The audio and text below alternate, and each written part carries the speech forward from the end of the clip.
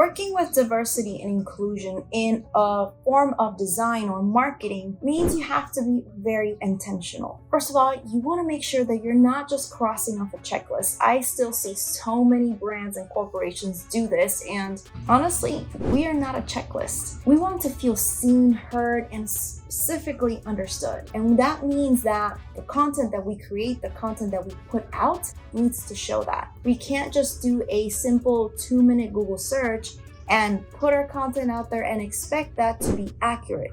We have to do research. A lot of the things that we might miss when we are looking for content is that we might miss some key communication information, meaning from verbal to visual and body language. Body language is actually very crucial to the type of content that we either illustrate or the photographies that we use or even the videos that we use. That sets the tone, that sets the pace, but it also lets people know, especially those communities that you're trying to reach, that you understand them. So I'm going to show you some things to look out for as you're creating content and doing your research.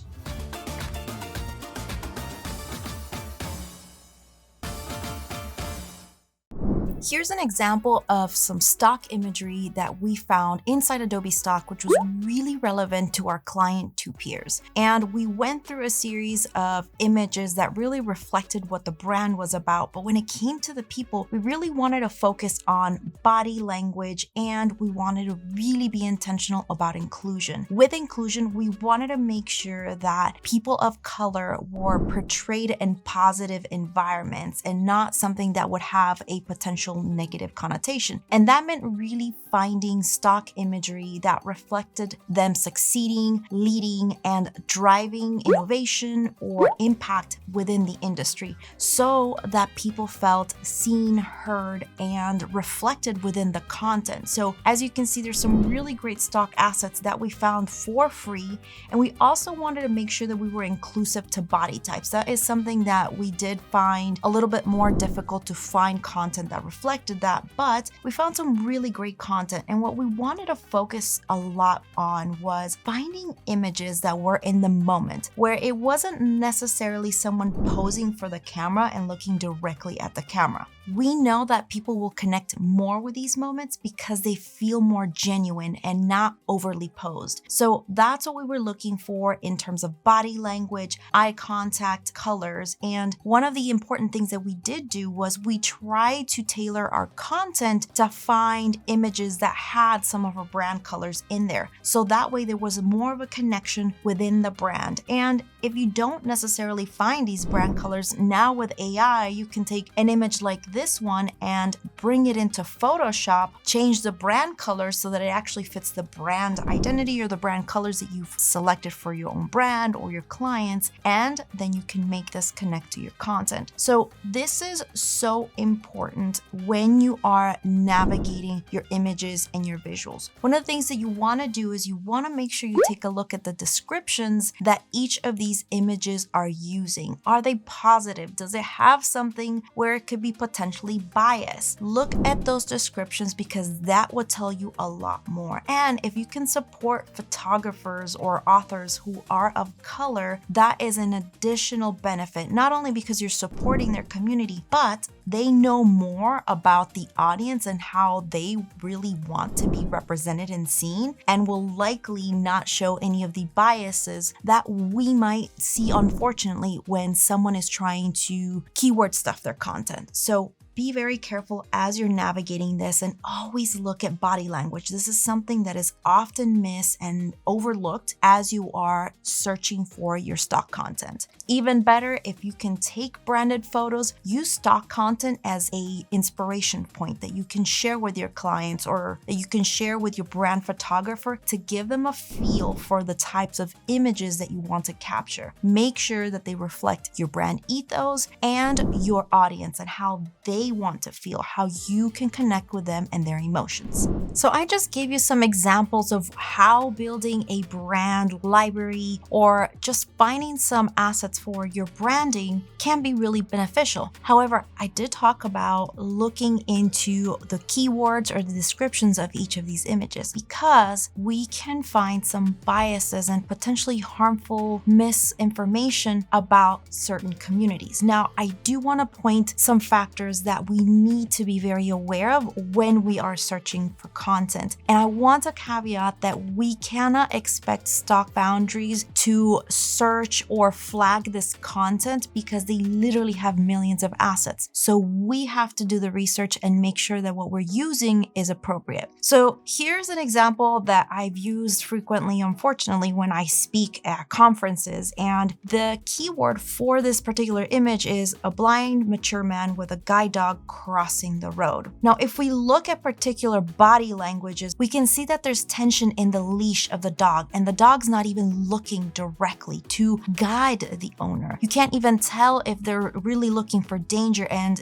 when you look at the dog's body language, the mouth is open, the tail is kind of pointed. It has more of a prey approach instead of a guidance approach. And of course, the harness is not even the correct one for a professionally trained guide dog. And not to mention that if this was an actual situation where the person isn't acting out, the dog would have a different leash, so it would actually have an appropriate harness for being a guide dog, and the blind man wouldn't necessarily be walking with a cane at the same time because the whole purpose is for the dog to guide him and him not to have to use the guiding cane to be able to walk. So these are key factors that you need to look into. Most people will miss this, and while the information in the description is kind of correct, what we are seeing from the body language, especially in the dog, is completely incorrect. And you can tell that this person is not actually using a professionally trained guide dog. Now let's look at another example, and this one is more towards AI. Because we've been seeing AI really grow a lot in this last year, image prompts are going to be something that we have to be very aware of as we are feeding prompts, and we have to look at how these images are composed. Now, of course, some of these, like the one on the bottom right where the dog is just facing the complete wrong side, like he's like, ciao, I don't want to do this, I'm done. Of course, those are not ones that we want to use, and distorted images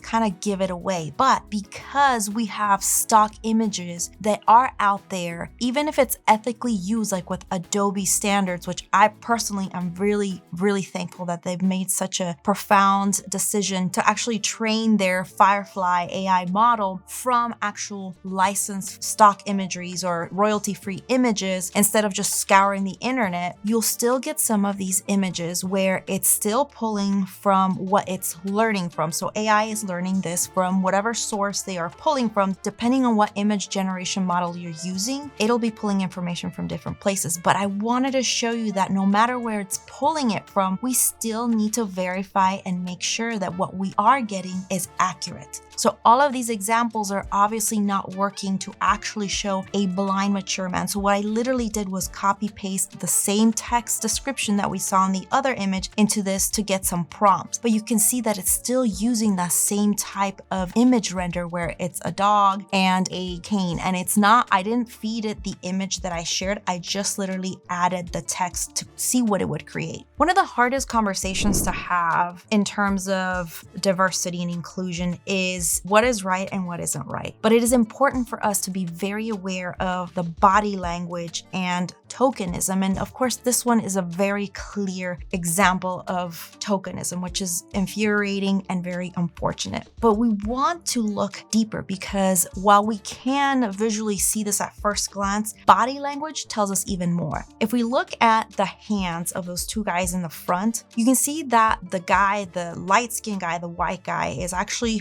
his hand is facing forward, while the black man's hand is facing back. That doesn't tell you too much, but you can see a little bit of a tension. The black guy is not even looking at the camera, he's actually looking at the hands, which tells you that he's uncomfortable. You can tell even more when you look at his other hand. That position that he has for his hand is very unnatural. And now let's look at other people around them. They are wooing and celebrating, and you kind of wonder, what are they celebrating? When you look at the direction, it clearly is telling you a different message. And when we looked at what the description of this particular image is, this, it's concerning because it says team of happy young people showing their success. That is the description that we had for this particular image. But everywhere you see, there's cues in the body language that is telling you a different story. You can see a lot of the hands too within the background image, or the people who are part of it, they're trying to do the Black Power symbol, and yet then you have only one Black person being represented in this whole image. So we have to look beyond the description and more into the body language, because we could be missing important information that can completely change the meaning behind our message. Now let's go to this one, which I am not a fan of, but because I'm Latina and Hispana, I see this way too much. So if we search for free assets, we are likely to pull up more content that, yes, while it's free and accessible to many, we might run into some situations like this one, which is very unfortunate. I searched minority, and this does not describe what a person of minority is. But again, this is a perception that people who aren't part of our community are feeding into whatever stock foundries you use. These are unfortunately common. So the description said Mexican man wearing sombrero, guy in a wide brim hat, ethnic concept, which is not ethnic background. This is not ethnic background. Ancestry, language, and cultural traditions, discover ethnic and geographic origins, bearded man, a Mexican hat. So this is what I call keyword stuffing. So the person who uploaded this image was clearly trying to grab as many people to really pull this image and use it within, whether you search for minority, because this was one of the first ones that popped up, or any of those keywords in there, which is incredibly wrong, because this does not describe who we are. We don't go walking around with hats. And how does that influence when we do content for AI? There's a lot of image generation with AI. Well, here's how that is feeding onto that. If we searched or we try to create an image with a prompt that says Hispanic women culture, for instance, if you're trying to figure out how to write prompts, look at how a couple of those images are featuring una mujer latina, a Latina woman, wearing a hat. We don't go around wearing hats like this, and this is far from the truth. Here's some important statistics from the Hispanic Star. 14.4 million people of the Latino and Hispanic community identify as Afro-Latinos. A lot of people don't understand how we're so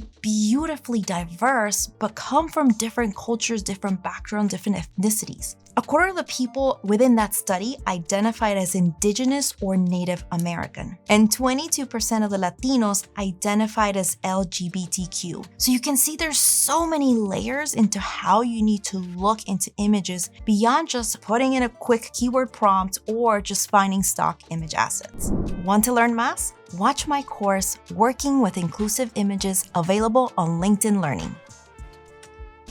Now that we've gone over how you can be more efficient about really going into inclusion and diversity with the content that you share or design, you have now really great tools to make a more profound impact. However, if you are creating something and you're not quite sure if it accurately represents that community, especially that culture, reach out to someone who is very knowledgeable or ideally an expert in that area. Don't assume just because someone is from that culture that they're an expert, because there's a lot of different things that go into the communication factor. For instance, for Latinos and Hispanos, there's a lot of things that people miss, as I showed you. So you want to be cautious of that. One thing that you could do is partner with your local group that might be focused on culture or some folklore dances, or how I would say in Spanish, baile folclórico. I struggle with saying that word in English, but really get connected with cultural groups in your community